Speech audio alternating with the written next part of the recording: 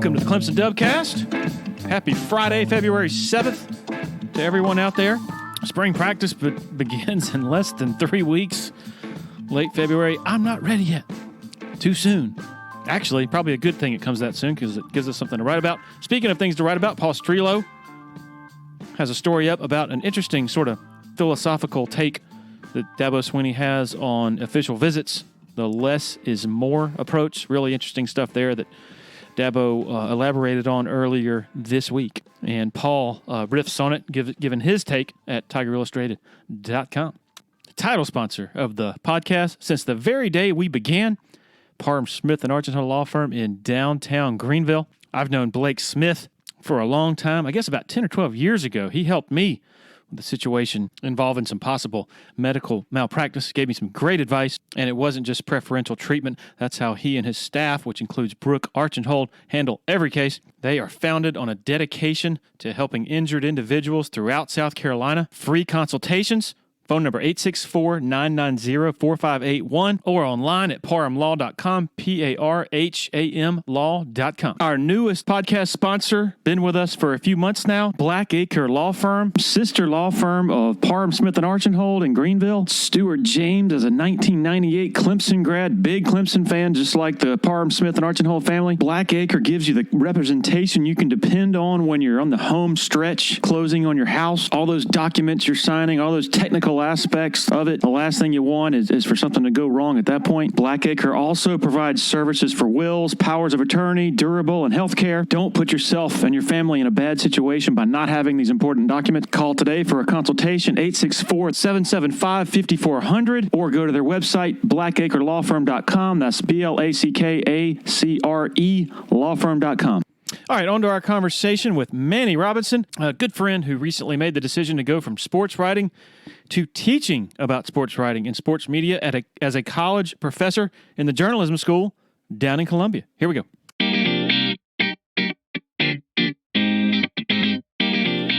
Okay, joined by Manie Robinson, Professor Manie Robinson. How you doing, man? I'm doing great, Larry. You're still getting used to the professor thing, but yeah, all has been well so far. You know, we had talked about you coming on for quite a while, and I'm almost glad now that now's the time that it took this long because such an interesting topic of you going from a long career in sports writing to now being a professor at the South Carolina Journalism School. I guess if we could just start out by giving people just the basics of when you made the transition and what it's been like so far. Yeah, well, this has kind of been in the works, I guess, for me personally for some time. But in 2016, I started the master's program in documentary film and sports storytelling at Wake Forest. And at that point, just was thinking about life after sports writing and, wanting to get more into the film work because that's what I was, doing in addition to the writing. Really, really enjoyed the video work that I was doing for the news and just kind of wanted to expand on that some. And then got there and had old professors from Furman and actually a conversation with the judge at Clemson, Jeff Davis, about teaching. He had his involvement with the Call Me Mr. program, so teaching is very important to him, and he was kind of ministering me. This was even before all this. I think this is probably the precursor to it because I think that had to be around the 12 or 13 because I was doing a story on Jonathan Meeks. Wow. And this was sitting in his office they were still at the West Zone then. And I went in there for maybe, like a 10, 15-minute conversation and ended up being in there for almost an hour, just talking about life. And, I mean, you probably had these conversations with him. And yeah, that kind of planted the seed. And I kind of, was mulling over it, praying about it, and pushed it off to the side. And this program at Wake in 16 started with the sports storytelling part, and it just spoke to me, and I wanted to join up on that. But the timing was terrible because we were just moving to Columbia because my wife had left her job to go back to school in the PhD program at Carolina. So we were here. I was a columnist, so I was able to relocate and still keep my position at the News. So I was commuting back to the upstate, and then also this wasn't an online program at Wake Forest, so I was driving up there at least 2 times a week. So that was crazy. But fast forward to 18, I just, on a whim, just sent an email to Dr. Kevin Hull. Here, he has a sports background, and here at USC, and I wanted to see more about how teaching this stuff worked, and wanted to visit some classes. And he invited me on. We had lunch, and then he invited me, and we just stayed in touch. And then, I guess last summer, before, we had lunch again, and he invited me to teach a lab for one of his introductory writing and reporting courses. And I guess I did a good enough job. So when they started, we're in the works to start this sports media program, which will launch officially in the fall. He wanted to bring me on board, and so they got me in the door here in the spring semester, which usually doesn't happen, but it worked out well with the timing. And so I decided to jump on in. It was a tough decision. I mean, honestly, at the height of what we've been doing, how much fun we were having on the Clemson beat. But just for me, my trajectory, my career, and my family, and then also for this, like I've always had this tug of wanting to, be more of a mentor. And, because I had that when I first got to the News. I mean, Willie Smith, Bart Wright, Ed McGranahan, so on and so forth, Bob Costello and Scott Kiefer, those guys were able to pour into me. And I haven't had that opportunity just, because of the way newsrooms work now. So I think that's been very important to me, to be able to, get feed into the storytellers of tomorrow, as cheesy as that sounds. But, I thought I'd maybe do that as an adjunct, but the more and more I got into the classroom at Furman and now here, it just felt like that to go all in on it. So it's worked out well. I'm curious to hear more about the words of wisdom from Jeff Davis, and I agree. There's no such thing as a short conversation with him, and not to make this about me, but just to sort of agree with you on that. Like, I think like a couple of years ago, I went to talk with him I forgot what the story was about, but we talked for 2 hours, and I was recording the whole thing. And then I walk out of there, I'm like, I don't think that he really gave me, a lot of stuff that was pertaining to my story, but damn, that was a great conversation just about life, Yeah. And so I'm curious to hear, like, it sounds like that might have been a light bulb moment for you back in 12 or 13 or whenever that was. I'm always interested in him. He's such a great story and just such a different guy, such a vital part of that whole ecosystem over there. Yeah. It had to be 13 because I think it was right before the draft. It was a draft story because it wasn't during the season, and it was on Meeks, and he talked about how then how much that the judge poured into him and helped him, and so I just was going in there just to get that nugget of this is how he showed up, and this is what he's become. That typical. Mm-hmm. And like you said, there's nothing run of the mill or cookie cutter about Jeff Davis, and then end up talking about everything from marriage to parenting to my kids. My kids were still young then; they still are, but they were really young then, and that and spirituality and career outlook and everything. End up being really a minister session, like I just showed up to his church, looking for counsel, and maybe that's it all worked out that way. I mean, I'm not one to question that, but yeah, maybe it was in confirmation because I already had professors tugging at me there, but to get it from him and in the way he speaks with such such gravity, is able to articulate things to you where they just penetrate to your heart. Really, that's just the way he speaks. And so, yeah, it really moved me, and I I tried to sidestep it or whatever, because I was, I was still growing in my job. Then I had not moved to the columnist role at that point. I think that was the following year. And so I wasn't ready to make the jump quite, and didn't really have, wouldn't have had the credibility, I think, that I have now, given what had transpired after that, and the level of where Clemson reached. I think I had more reach and was able to reach students more easily there. But yeah, that definitely was when the seed was planted, or really maybe it was planted before then, and that was when it was really fertilized, I guess. And it takes a while for some of those things to bloom, and so I just stayed on that course and just plugged away. And things don't happen overnight. No, nothing worth having happens overnight. So it just it's been a grind to get here, but it's all been worth it. How long were you at the Greenville News? 14 years. 14 years. Yeah, that was interesting as well, because I got an internship the summer before my senior year at Furman. So that was 2005. And there was a high school reporter there, Adam Smith. I remember his name. You might remember Adam. Oh, yeah. He left the profession to go back to go to law school. And so I was there, had my foot in the door, and so they needed kind of a GA, general assignment reporter and a sports reporter. And I thought, hey, you want to stick around? And it's like, yeah, sure.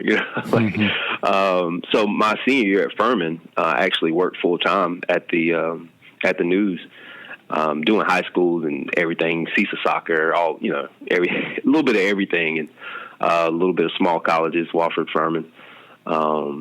And so, yeah, that was, so I was used to kind of juggling things. And then, at Furman, I was so entrenched then and had good relationships with my professors that, I was able to kind of double dip some of my projects and things I could do for the paper. So it worked out. And I've been just been there ever since, and just, steadily, I guess, moved up the ranks, from a combination of, I guess, doing a good job and then also attrition, in this business, unfortunately. So, when I started, we had a real newsroom, a real sports department with copy editors and all of that, and now it's, I guess, with me going now, I guess they're down to 3 sports writers, period. So yeah, it's been a different change, but I enjoyed my time there and the people there especially, and I know that they still care about the community that they serve and want to do a good job. It's just and I believe they are in a lot of ways, and in other ways, it's just the constraints of the business itself. So Furman, what was your degree in? How did they have communications there? Yes, communication studies. So I had more of a rhetoric, protest, oratory kind of background. I took actually 2 actual journalism classes. One was journalism and one was broadcast journalism. So yeah, I learned a lot. Suffice to say, I learned a lot on the job. Yeah, just as far as how to do the how to do the job. So it's been refreshing being here at Carolina, where they actually have a real J school, and it's more hands on, and the kids are really eager about the material. They want to learn, so that's been very refreshing. And the facilities here are nice. It's a lot different than the old basement you were in. Oh man, when you were here, dingy old Carolina Coliseum dungeon. Yeah. So, just to give people, I guess, a layman's sort of boots on the ground view of the decline of the newspaper industry. I know from my perspective, back in 2007, 2008, it wasn't nearly as bad as it is now, but there were still these clouds, these sort of dark, sort of ominous developments in the form of, I guess, say, furloughs and, frozen pay or whatever. I mean, I had a great job with the Post and Courier. It wasn't in danger or anything, but I'm sitting there thinking, man, if it's like this now, what's it going to be like in 10 years? And I'm just curious just to give, I mean, people like in the press box know all about the mechanics of what exactly happened, but you alluded to it a few minutes ago. Like it used to be, you had a whole newsroom full of editors, and now someone in some other city, I guess Asheville in Greenville's case, the Greenville News' case, is editing and putting out the paper. Can you maybe just give a synopsis of, in the 14 years you were there, just how materially things and fundamentally things changed in terms of the mechanics of it? Yeah, well, the biggest thing you can look at, especially with Greenville's case, is there used to be a press in the basement of the building. Yeah. And at one point that was sold. And then with Asheville and Greenville and now Anderson and even Spartanburg, we were part of the Gannett umbrella, the company that also owns USA Today, which now merged with another company and has become the Megatron of media companies, I guess. But a lot of things trickled down, and so we went to a lot of like regional things. And so the paper for a long time has been laid out in Louisville, Kentucky. And so, I mean, that just, it's a way of downsizing, or at least, becoming as a umbrella company or a parent company more efficient. But then, at the local level, you lose a lot of good people, and we certainly did. You had layoffs, which seemed to be an annual thing, unfortunately, and then the nicer form of that, the early retirement offers, and we did do furloughs for a couple years, and that was terrible. And then like you said, freezes on pay and raises. So then, like, once you get to the point here where you're looking around and all your mentors are gone, and you're self-editing, which is the timeline speeds up. We turned into a digital company, a digital media company that happens to print a newspaper. I think that's what we technically are now. I guess I should say they now. That's still odd. But yeah, so it just changed the whole dynamic and the whole focus when you're when you're on an assignment or something, like, especially game coverage. I mean, people wonder why the paper was showing up at noon, and it was printed, and why our deadlines were so crazy. Because the paper was printed somewhere else. It wasn't printed downstairs anymore. It was printed down the road. So, we were first in line. So instead of having, midnight deadlines, they were more like, 7 p.m., something like that, 5 p.m. And so, in sports, nothing happens before then, especially with Clemson playing all those night games and things like that. So, I mean, they would hold the paper, as long as they could. But these last couple seasons, we had to fire right at the gun. So, I mean, a lot of you pick up the paper the next day, and there would be no quotes, and it'd be kind of like Scott Kiefer and I, we seldom looked at the paper the next day. We were very proud of what we had written under that pressure. I mean, even that's why you love blowouts. People say, like, do you root for the team? And I never actively rooted for Clemson or rooted against them. It's just, you didn't want overtime and you wanted a blowout one way or the other, or at least a game that was decided before the fourth quarter. My last game on the beat, the bowl in Arizona, Fiesta Bowl, that's probably the most stressful I've been in a long time, covering that team, because that game wasn't decided until the very, very end, and we got maybe 15 minutes of grace after that. So I think Scott and I wrote our pieces in like 20 minutes. So that's my last column I have not gone back and read. Yeah. And, oh boy, that game in particular, like, I didn't have, I don't have to file a story 15 minutes after it ends, but I mean, I'm able to go do interviews and all that, and then have a reflective, sort of analysis, opinion with some distance from it. And I swear that's one of the hardest games I've ever had to put into context, because so much happened, and like, you're just, I mean, I I almost never have writer's block, and I was sitting there 20 minutes looking at a blank screen. Just where do you begin with a game like that? So I can imagine how hard it is to try to put it in some context over, right after Nolan Turner picks off that pass, 15 minutes from there is when you have to hit send.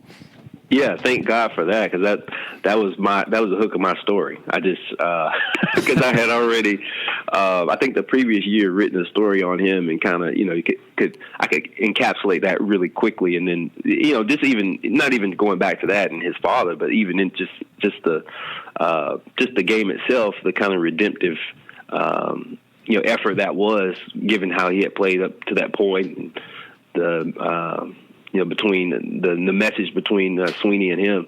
So that turned out to be a good story, one I could write easily. But man, I was just so so thankful. I was like, looked up and just like, yes, I was glad. You're not rooting for the play and for the turn. It was like the story. You want the story, and then sometimes it's easier to find the story than others. And a lot of times this season, these last couple of seasons, especially during the regular season, where you kind of know the outcome, I could come up with a story at the tailgate, like you have that, and then it just kind of fits in. You don't force it in, but sometimes you kind of know, and you can.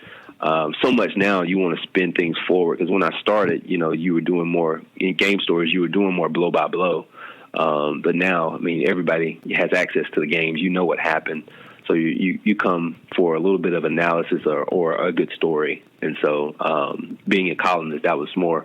I was always like spinning things forward. And with this team, it was always, I know, probably not to the coach's liking or anything, but always looking forward to how does this fit into the context of the playoff push. So that a lot of times with Clemson, it was like trying to find a new way to say the same thing 12 times during the regular season, but man, it was so much fun. Do you walk away from an extraordinarily stressful night like that saying, yep, I made the right decision to leave this business? Yes, absolutely. Absolutely, yeah. Yeah, talking about confirmation, that was definitely confirmation. So, but, I mean, yeah, go ahead. No, you go ahead. No, I was saying that it was when I got back, and then ending there. That's one of the best, the bowls and the experience and being out there. But of course, knowing what was on the other side, that was hard to walk away from. People, mostly Clemson fans are like, man, with them being this prominent, how can you not be a fan of this? How can you not be a Clemson fan and all that? And people just don't really understand, as you mentioned earlier, like you can't be emotionally attached in that manner if you want to do this job right.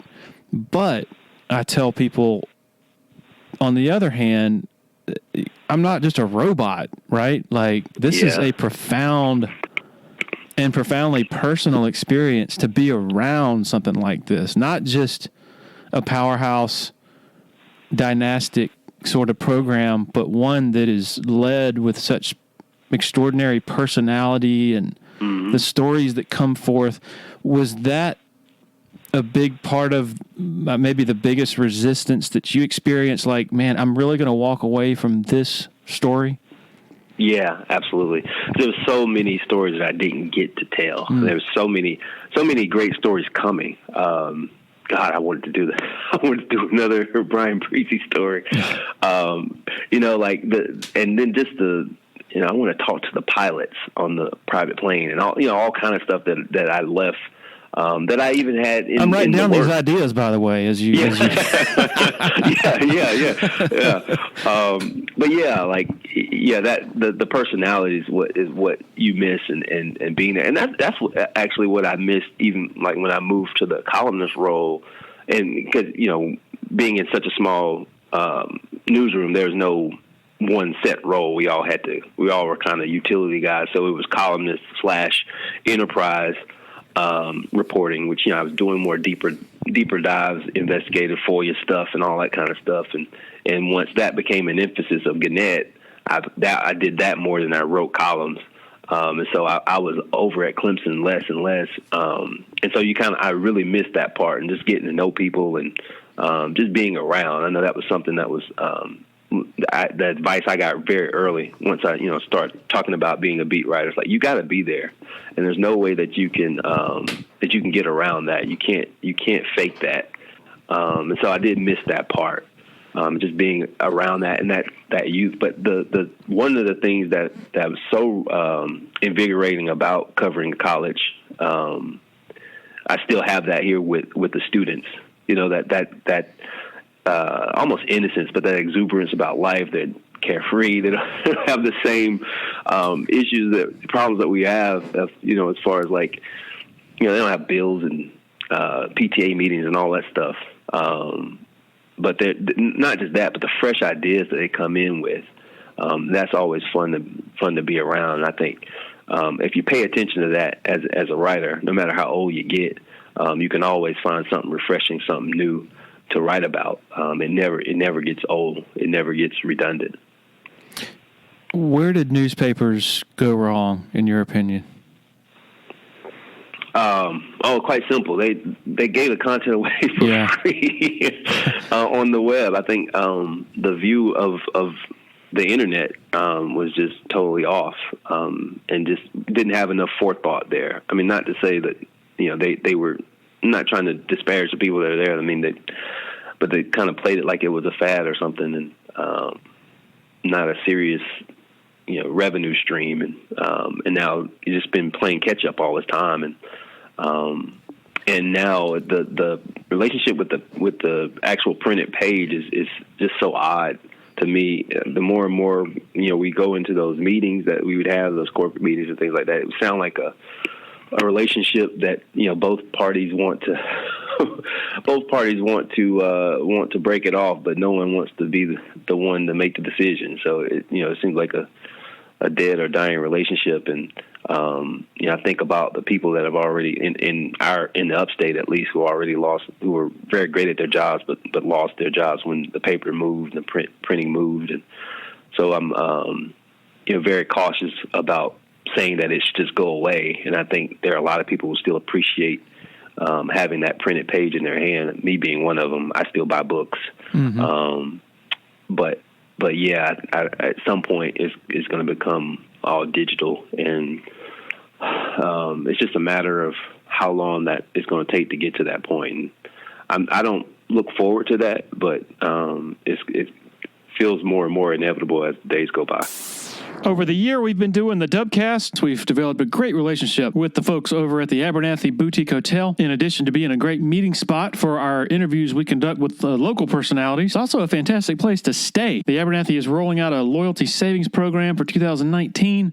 After your third stay, you'll automatically be rewarded with an exclusive offer that can be applied to future reservations for the remainder of the year. 15% off rooms, 15% off food and beverage at Taps Bar and Cafe. Learn more at theabernathy.com. A great friend of the Clemson Dubcast and winner of the Clemson Area Chamber of Commerce Business of the Year Award, Founders Federal Credit Union. If you've been to a sporting event in Clemson, you've probably heard about Founders already. They are the official credit union partner of the Clemson Tigers, and all Clemson faculty, staff, and students are eligible for membership, as well as IPTAY members. Matt Gross is a proud Clemson alum and the vice president for the Clemson market for Founders Federal Credit Union. Membership at Founders has many benefits: great rates on loans and savings products, advice on investments and insurance products, and even a Clemson debit card available for any Founders member with a checking account. Founders Federal Credit Union is federally insured by the NCUA. If you're in Clemson, stop by and see Matt and his staff at 680 Old Greenville Highway, Suite 300, right next to the Walmart Neighborhood Market.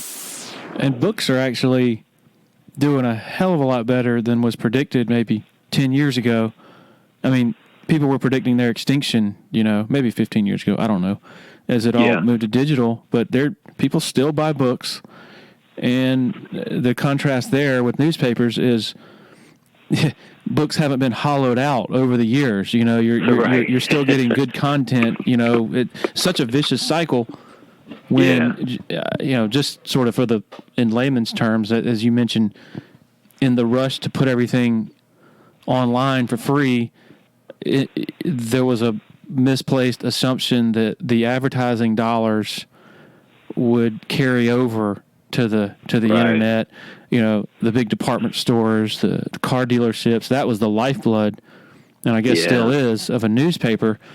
Well, advertising commanded only a fraction online that it did on the printed page, and so by the time that realization came about, it was probably already too late. And then the vicious cycle starts of, okay, we have to cut staff, and so then the product is worse, and then you're increasing what you're asking for your newspaper, like from 50 cents to $1 to $1.75, and so people are like, wait a minute, why am I paying more for substantially less? And then the toothpaste is out of the tube at that point. But even now, Manny, it's like if you even take away the whole print side, online, like if I were to go to pull up a good article by Scott Kiefer right now, man, I'm assaulted by all these pop-ups, and I mean, it's like whack-a-mole, and they're still trying to figure it out, because I don't know many people out there who want to look at all these pop-ups. They just want to get where they're going. And like, how does this happen? Like, you have in other industries like music, they figured it out pretty quickly. Like, you pay $1 for a song or whatever, and you get that song, Right. Like, so, now we can take it even further, like if I'm a subscriber to any newspaper, why is it so hard for me to log on to that paper on different devices? Whereas if I have Amazon Prime, it's very easy to make my order regardless of what device I'm on. You see where I'm going? Like, it's still this evolving, like, vexing problem that they can't figure out. Yeah, and the more and more you do that, and the more slip-ups and things like that, that becomes a part of the character of the industry. Like, they can't get that right. And more now, like, the printed page is like a set of trailers, like for a film. Like, it's like more online. And people, people don't want that. Like, coming soon, or check more on at the website. And, I think, like you said, people feel cheated or slighted a little bit by your print, the people who are your print subscribers. Probably at this point feel like they're looked at secondarily. Like they don't. It doesn't look like that is important. At least if you're going to continue to do it. I mean, and this is how I was taught to do everything. If you're going to do anything, you do it. You try to do it well. And it seemed like there wasn't enough, I don't know, R&D or anything put into, like, the same investment that, like you said, Amazon or like the music subscription services like Tidal and Spotify and all them. Like, they had to get that stuff right before they launched. And, there's a way to, once we go revamping, we just start to do everything that everyone else in the industry does. So every site kind of works like that. Every major news site has those the pop-ups and the scroll down. That's the one that kills me. Like, I go to the site, I'm reading, and then all of a sudden the top of it drops down like a curtain and lifts up. I mean, I've been on my own site at times, when I was at the news, and just like, okay, I'm, just trying to look back at a story, maybe like a contract story, and just trying to see, well, what did we write last year? And just get frustrated, and it's like, Scott, will you just send me what you wrote? It's just like, and if that's me, and I'm doing it for a pointed purpose, I can't imagine what it is if you're paying for it, And so that gets frustrating. I think what the news is doing, I know for a fact. I don't know about the industry as a whole, but what they're doing now is going more to the at the heart of what journalism should be, and serving the community, and more of the investigative stuff and the accountability journalism, watchdog stuff, because you got to set yourself apart from everything else. They're still competing with YSF, who I believe still has a free website, that type of thing. So they're doing more. You see more of these series that they're doing, and I think those are really powerful. Because it's still a commercial enterprise, and we're talking about this in classes now with students, and understanding that there's a balance between a public service and also a business. And I think the industry has kind of struggled to find that balance throughout the years, and I think they're just trying so many things. Something should stick if they stick with it. It was another, I guess, major mistake by newspapers in general, sort of looking down their noses at readers and saying, like, not really developing a relationship there, and sort of saying, yeah, you're going to, we're going to decide what's important. Like, for example, like recruiting coverage, I guess would be the example that comes to mind the most. Like, we're talking a long time ago, where it was, that was kind of in the newspaper world, covering recruiting was like this seedy, like, endeavor that people just newspaper guys just didn't want to do. Yeah. And editors weren't interested in it. And then lo and behold, sprouts up, these recruiting based team themed websites like rivals.com. Was that you mentioned getting back in the community and doing stuff that people really care about? Do you think that was a one of the fundamental problems too, just sort of preaching from an ivory tower, I guess, for lack of a better... Oh, yeah. The disconnect between the people producing the work and their customers who were reading the content. Yep. Yeah, absolutely. I think if you look at it, and I was one of those people, I didn't really like recruiting, covering it myself, but I understood the I don't say value, but the draw to it. If you think about it, just from a pure storytelling standpoint, I even look at it from, with my film background, it has everything that you want in story. It has the drama, it has suspense, it has great characters, like your coaches and the dynamic of the struggle, the push forward, the uncertainty is all there. I mean, look at the Jordan Burch thing. I mean, wow. How people were, on the edge of their seat. And, just trying to figure out where this kid was going. And now, I was one of those, like, when I first started, it's like, well, just tell me when they sign, like that. But then you kind of understand why people, because it's fun to follow. I think, of course, there's always a line now. We don't want to, we want to be respectful of the kids and their families and the decisions and the coaches and things like that. But that's any story. That's anything in journalism. You want to be respectful. You have to be respectful. But I do understand why people, why people gravitate to that coverage, especially if you're attached to a team. But on the other side of it, I think the newspaper industry is almost overcompensated on that to this point, to where we look for the viral story, whether it is a story. Now, you still have to use news judgment. I think on recruiting, it was just bad news judgment and didn't recognize the news value in that. But then now, like, we're doing things just because they'll bring clicks. And I think that's an issue. I think that was one of the biggest issues, and with me, especially like when you get to such a small staff, you're having to cover certain things a different way than you would want to. Like I look at the example of, like, when Trevor Lawrence got into the intramural basketball intramural thing. Yeah, you know exactly what I'm saying. It was written like he had been arrested. Yeah. Or it was like covered. I won't say written, but covered like that. Yes. And with that sense of urgency, and I thought it was just a funny, playful story. I don't know if it in past would be worth a headline, but maybe in the context of a story about his competitiveness. Yeah. Like I think that's how that should come out, and I think that contributes sometimes to the mistrust or contempt almost for media. It's like, why? Then the media points back and say, well, you're reading it, you're clicking on it. It's like sometimes we have to have judgment and say, is it worth the clicks to tell to give more play to a story that doesn't deserve it? We can't lose our news judgment in that push for revenue that way. We have to be more. I think once you look behind the numbers, like you said, and get a better pulse of the people, the base, then you can understand. Just because it's being clicked on doesn't mean it's real news. We did in one of my principles of journalism class this week, had that conversation about the Nancy Pelosi coverage.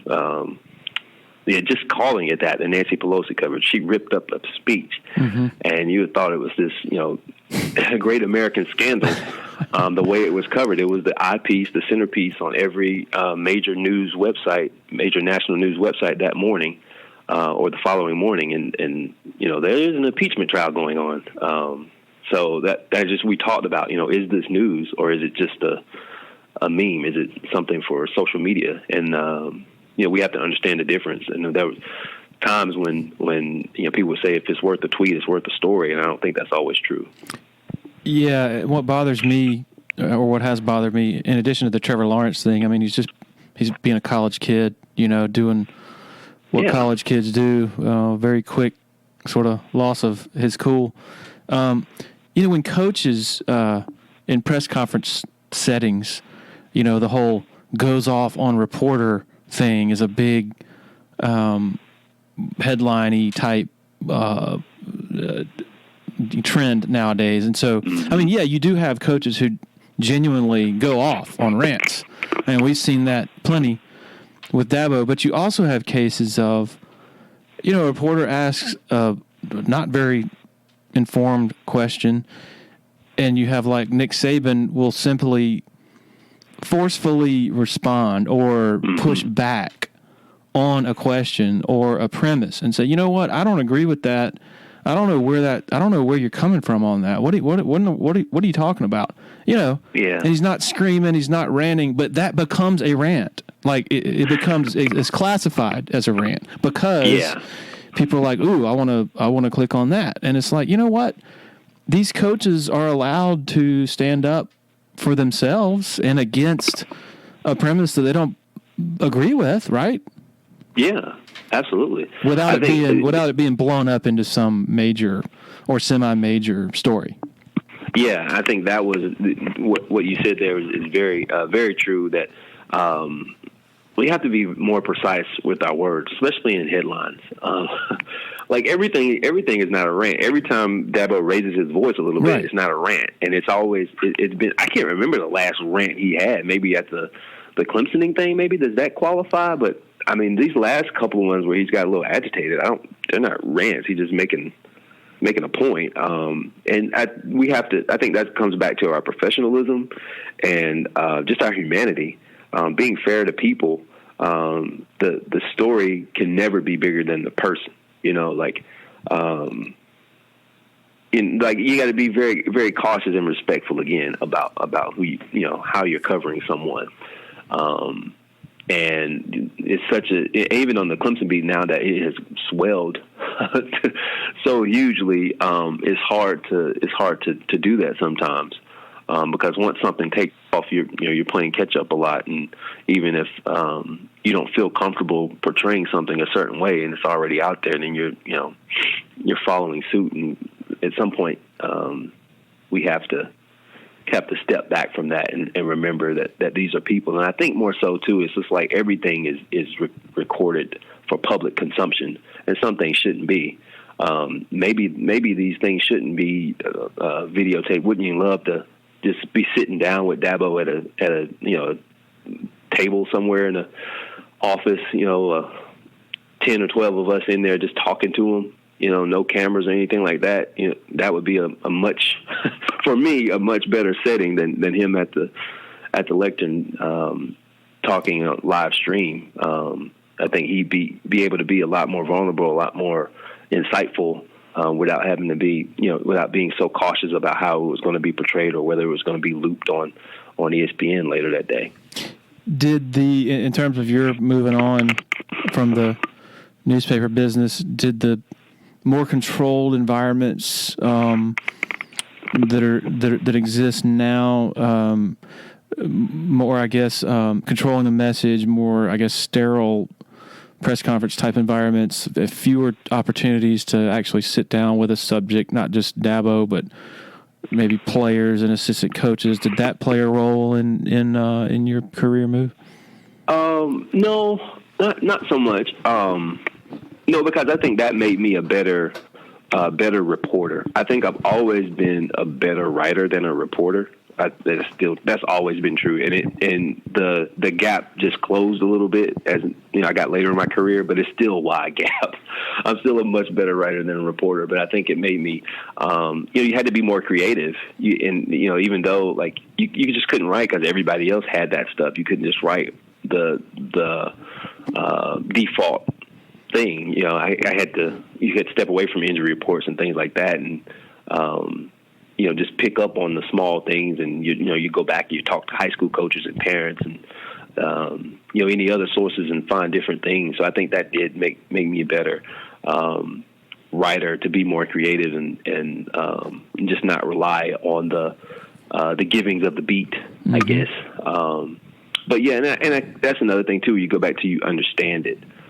Because they had this opportunity, I think they realized that they didn't need us as much. I think the controlling the message can be a little, I guess, a little difficult when it conflicts so much with what you may believe is reality. I think that's become less of the case at Clemson, but more so in other places. And then at Clemson, I mean, we got more access than what I hear from a lot of other beats. So it's hard to complain about that. I think Dabo probably talks too. Not that he talks too much. I mean, let me word that correctly. I think he gives up too much of his time. In some instances, I think he could even scale back some. He's so generous with his time, and you know, really tries. If you ask good questions, he'll answer them. So yeah, it's hard to complain in that way, but yeah, you do miss the times where you could just roll up to an assistant coach and get some insight on some things. It's like I probably did some of my best as far as insightful X's and O's work when I was covering Furman. And, you know, I could just, you know, walk in and watch film with coaches and things like that. But of course, then I was the only writer on the beat. So, you know, you didn't have the competition, but that did teach me about developing personal relationships and, you know, treating people like people as opposed to sources. You know, so every step of the way, everything I did from covering high schools or, you know, covering youth soccer, helped me when I got to the biggest beat of our paper, which is, you know, being respectful and just being a person. I think that helped me more so than any kind of technical writing things or interviewing techniques or anything like that.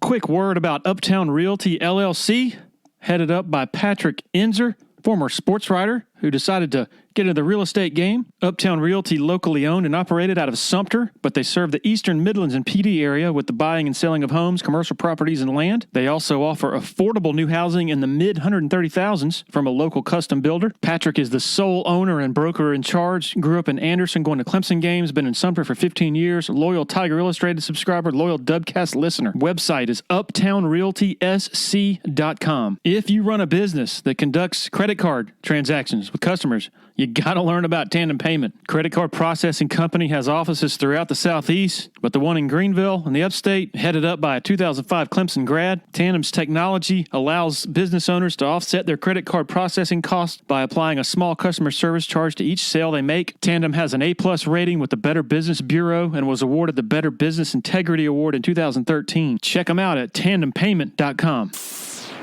Clemson doesn't have a journalism school, and I don't know this for sure, but I don't think they're allowed to have a journalism school. I don't know that.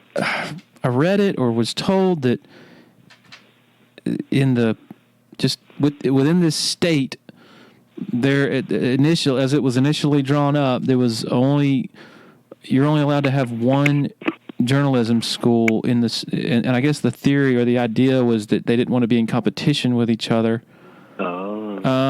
But Clemson does have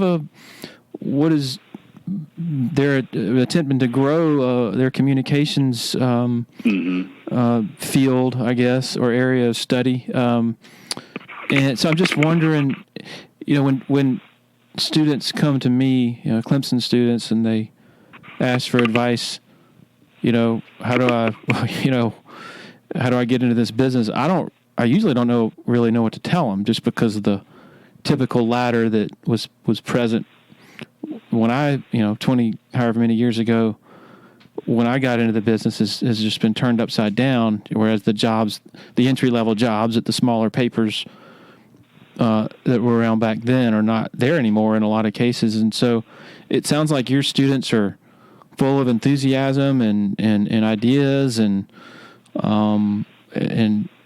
optimism about this industry. I'm just curious, what do they sign up to journalism school to do in general, like, and particularly, specific to what we've been doing? Yeah. Go ahead. Sorry. What's interesting about the J School here and the in general and the sports media program that's launching in particular is that it's not just the journalism like what we've been doing. There's also broadcast, but then also PR, that marketing side, and then just the mass communications, more theory and stuff like that. So they can get in and learn a little bit of everything and just kind of find their way. Some of them may end up at traditional media. Others may end up at SIDs. Some may work in different fields in public relations.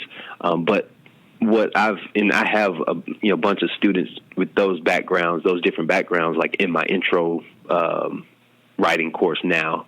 And what I tell them is that regardless of which of those fields you're going into, the fundamentals are the same of being and as far as getting information out and how to organize information, and how to organize your thoughts, and how to be a creative writer, but also deliver the message.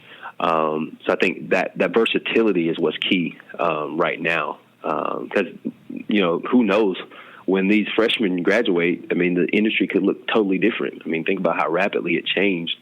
From when I started, or even from 4 years back from now. And then, it may be easier to get into the industry now than it ever has been, as far as having that voice and social media. And, some of the biggest stories in college sports past couple of years were broken on Facebook. They weren't attached to not even through, I'm not talking about just like click the link. I mean, the story was published on Facebook. So, students, what I'm going to get them to realize, like, they can be leaders, like, even on this beat here, covering the Gamecocks. There are opportunities here to get, to kind of understand and see if this is something that they want to do. And I think, I had all this kind of crazy advice and things that I thought was good to give to students. And then, I heard, Kent Babb on your podcast, talk about, having, you need to love it.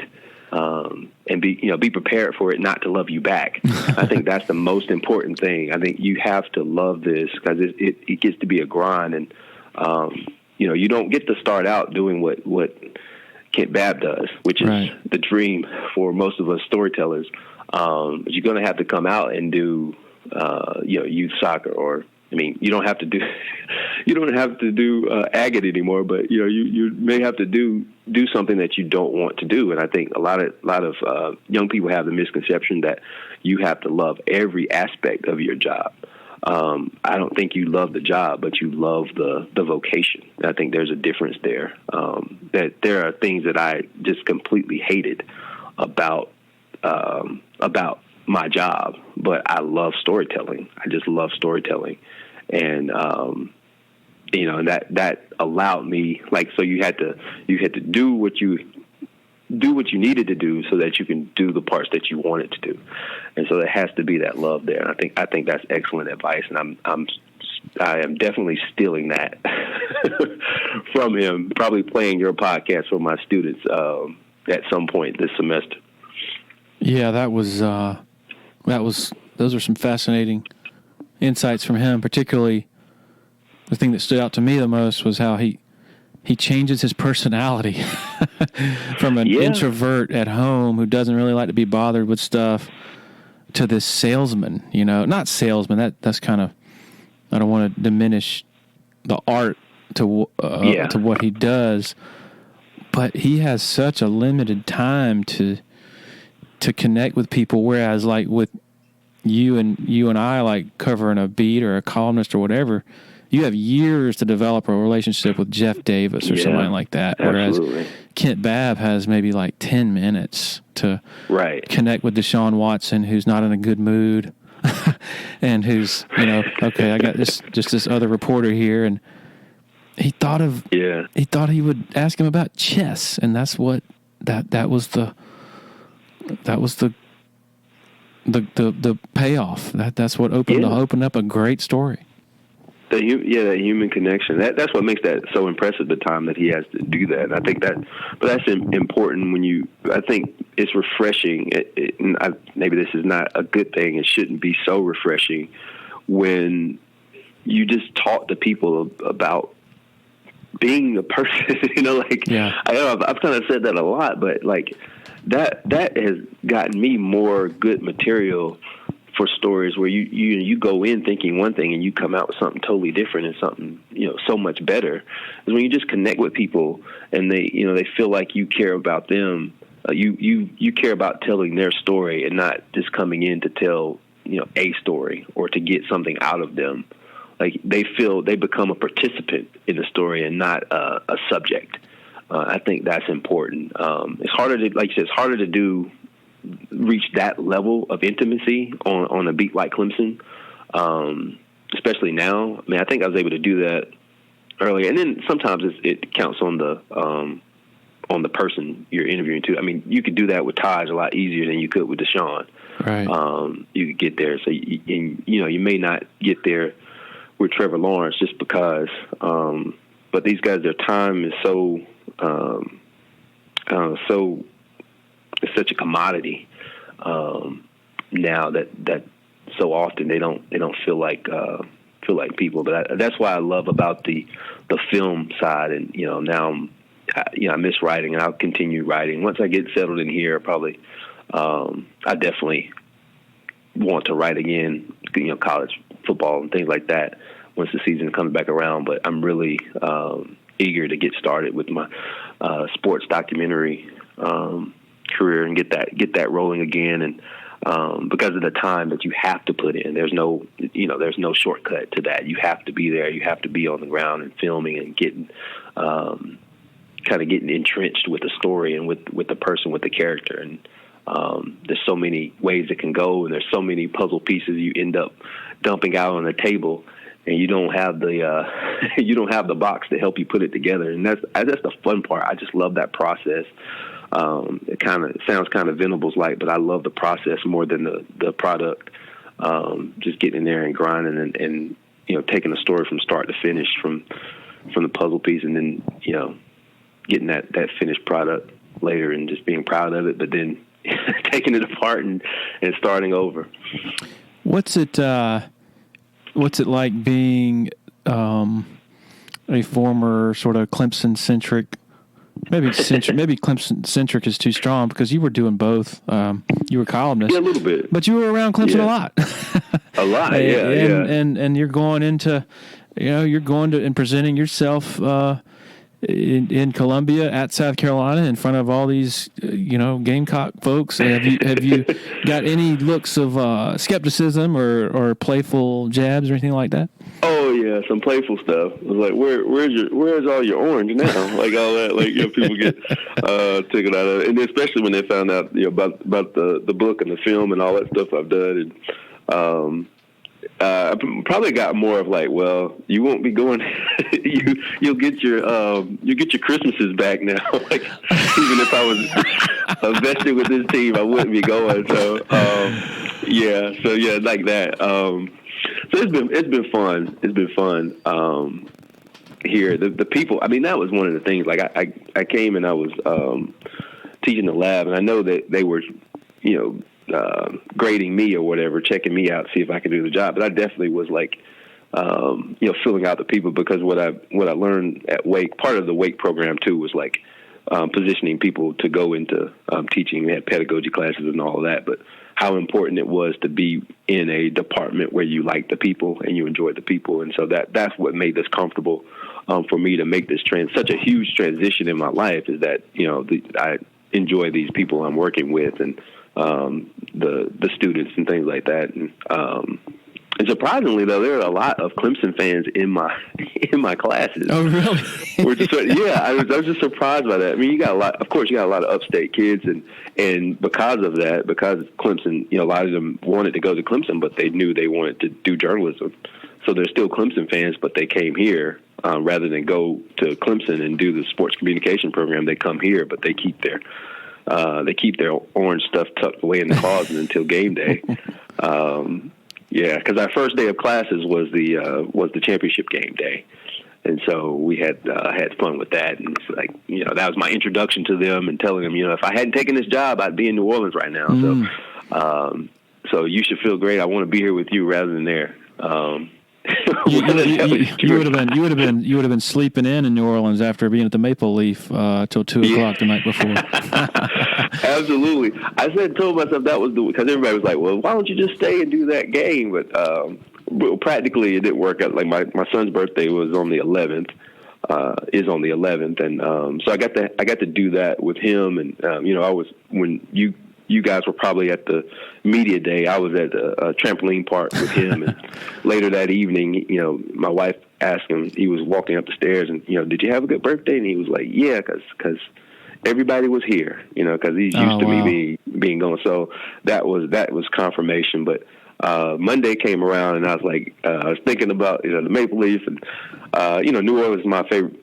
This more than probably anybody else on the beat, but it's my favorite city in the world. But it was cool that was confirmation that I had made the right decision, and because that was part of it too, to be able to be a dad. They're getting to the age now where they're getting involved in things, and now I'm coaching my son's basketball team and things like that. Something I've always wanted to do, and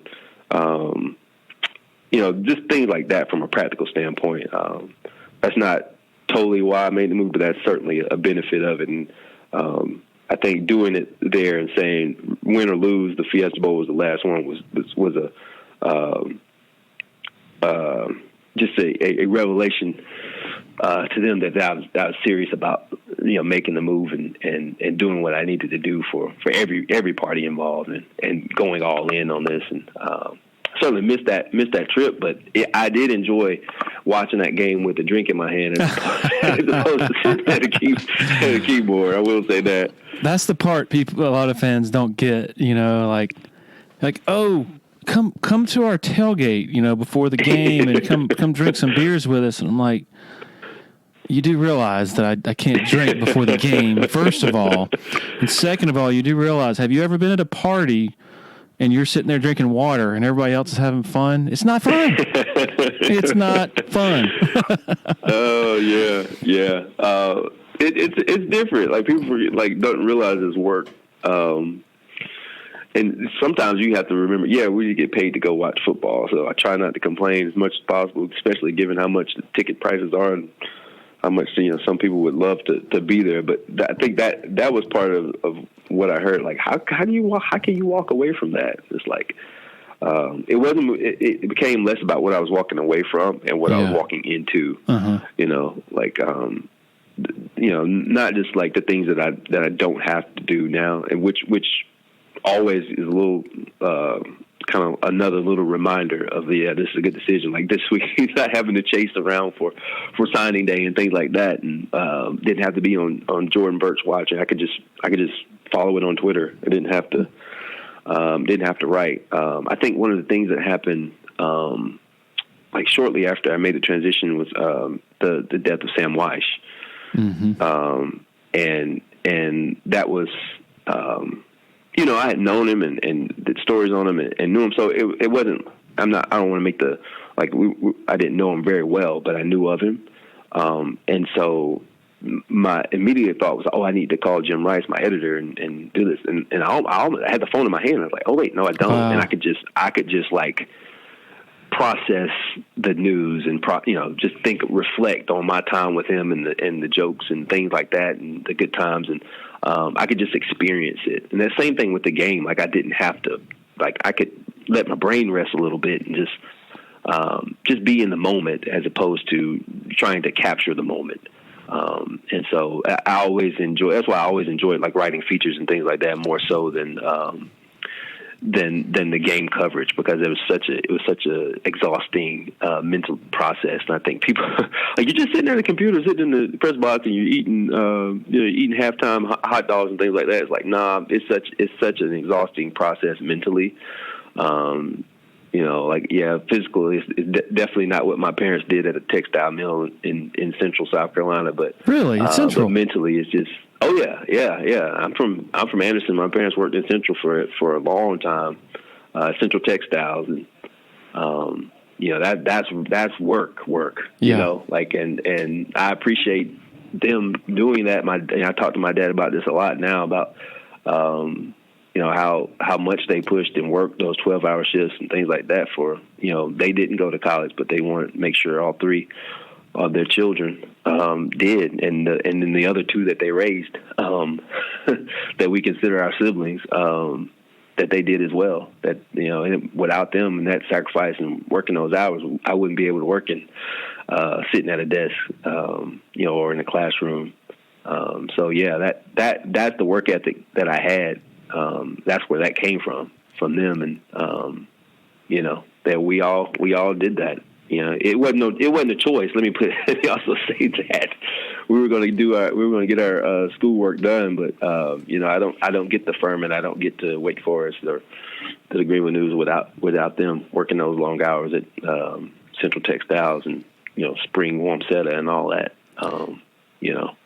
They're part of that fabric of the upstate, and that's what I think is so great about that Clemson team. I think it embodied that. That workman, that textile worker, plant community that still in the upstate is different, but I think that's still at the heart of the upstate. I think it's still a blue collar, lunch pail part of America, and I think that team embodied that. Even as they become a little bit different from little old Clemson, I still think that that's part of it. That's at the core of what they've done and what they stand for. Big supporter of the Clemson Dubcast is Harris Flooring America. Based in Anderson, South Carolina, Harris Flooring has been instrumental in a lot of the facilities transformation you've seen on Clemson's campus lately. From the Allen Reeves Center to the McFadden Building to Memorial Stadium to the Neary Center. Family owned and operated since 1947. The owner, Scott Junkins, big Clemson guy. Harris Flooring is just as good inside the home and the residential realm as they are with the larger scale commercial stuff. Give them a call, 864-642-6183, or online at flooringamerica-anderson.com. As hard as some parts of this business are, what will always make it hard for me to think about leaving is the amount of days where I finish work or finish a story, whether at a game or whatever, and I'm like, I just got paid to do that. Like, that was awesome, like the sort of the fulfilling part of it. Do you have a similar type feeling with what you're doing now? Hang on, say that one more time. I just had a. Yeah, I was just saying that, as you know, I mean, as hard as some parts of the sports writing business are, there also are days where you walk away, you close up your computer and say, wow, I just got paid to do that. That was awesome. Oh, yeah. Do you still have, does your current line of work give you, produce the same feeling at times? Yeah, absolutely. When you see kids genuinely get excited about getting better at something, I think that that passion that you have for it, that you can see that in someone else. You can't give that to someone else, but if you can see it and sense it and help them identify what it is, and it may not be the same passion that you have, but if you can sense that in someone else and get them to find what they're passionate about, what they love to do, and help them find. I think that's the role of educators, not just giving them information, but helping them find their own purpose. And I know you probably have to go. Yeah. Last thing, if you have time for one last thing. Yeah. Yeah. Okay. The one thing I hate about the decline of newspapers relative to the state of South Carolina is there are no more voices, like independent voices. Like Gene Sapikoff, I guess, is the only columnist left.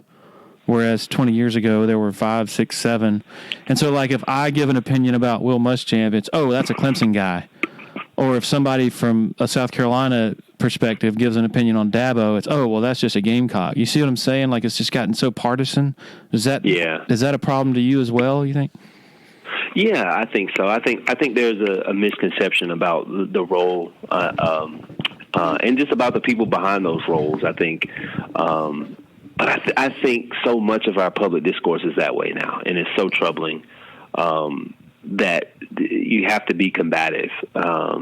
Even if okay, so you're saying the Clemson person is not able to have a genuine and objective opinion about something that happens in Columbia? I mean, even if that was the case, I mean, well, they say, I mean, it's like as if you're not even supposed to comment. It's like stick to Clemson. Yeah, that's what I mean. Like, you're not even allowed to give an opinion. So that just disqualifies you from being able to have an opinion, and I think that's so wrong. I think, one thing that we just went over this earlier this week about the marketplace of ideas, and that's a concept I always believed in, to where we all get better when we accept or at least appreciate everyone else's opinion and their take on something.